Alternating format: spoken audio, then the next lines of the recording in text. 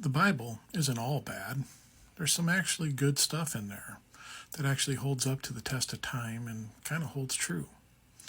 For example, there's that verse in there about the man with the unclean spirit that gets rid of the unclean spirit. And the spirit wanders around trying to find a place to occupy, can't, so he decides he's going to return to the house that he left.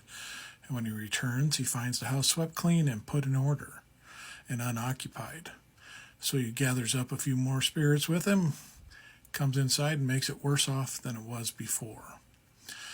And I see this happening sometimes, especially with the deconstruction world, when people deconstruct from their faith and they don't have somewhere to go. An example of this, when Candy and I were deconstructing, we had someone we knew that was deconstructing along with us.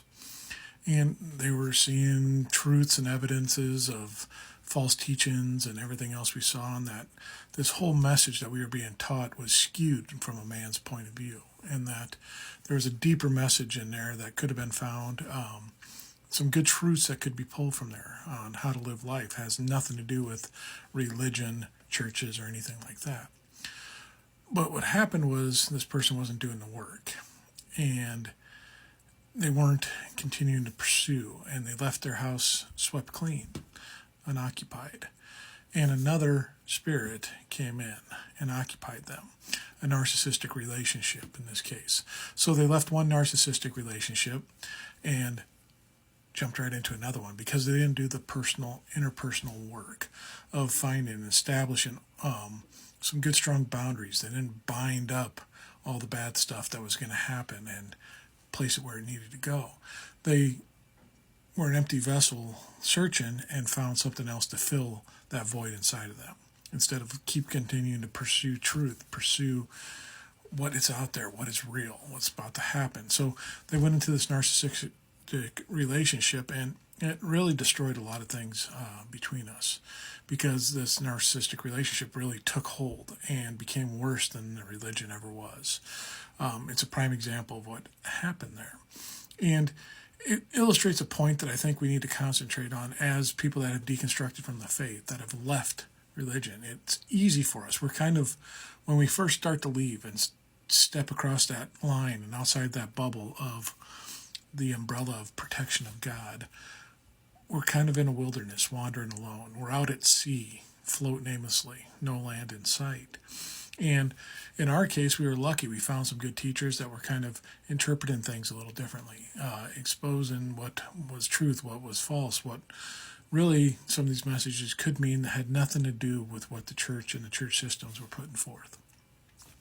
So we had something that we could start filling that void in with, and we were controlling that in what was coming in. But a lot of times people are out there and they just look for the next thing to fill that void, the next promise, the next land, and it can be worse than it was before because you'll buy into it wholeheartedly. You're susceptible. You've been trained up this whole way to find something to lead you, something else to tell you what's best in your life, something to tell you that they know you better than you know yourself. And it puts them in this awful place where they get into a worse place than what they were before. And I think the lesson that I kind of gleaned from this is that as someone that stepped out of deconstruction and has been taking a firm control of where I'm going and what I accept as true, and doing the work and going through on things, I'm just trying to understand life the best way possible and how to live it the best way possible for not just myself but everyone around me, and looking at the value of myself. I can relate back to that early deconstruction time and understanding that and what that's like and how easy it is for someone to get pulled into something else. When we start seeing people fall away from the cultic mindsets that we see today, whether it be church or politics or whatever, they're going to be alone in a wilderness, wandering. We, as people that have gone through it before, should be the guides to help guide them through, not to fill their minds with information and teach them and just become the new pastor in their life, but to show them on a path on how to discover truths on their own, to pull them along and let them know there is a community out here. Because that's kind of the crux of the whole thing, is people are in this wilderness alone. We're a social creature. We want to be around other people. So we're going to find whatever's out there. And there's plenty of awful things out there trying to pull you into their cults and their groups to distract and get you. So we have to be the bigger people here and understand that sometimes these people are going to come out of this cult mindset, and it may have offended us greatly beforehand and may have caused us personal trauma beforehand. But we have to understand these people are out there wandering too, and we need to come alongside and help them out, build them up, help them find the path that they need to be on that isn't directed by someone else, but they're the captain of their own ships. It's a lesson, it's a tough one pill to swallow because they've done some awful things to us. They've said awful things to us. They've caused problems that are just tremendous in our lives.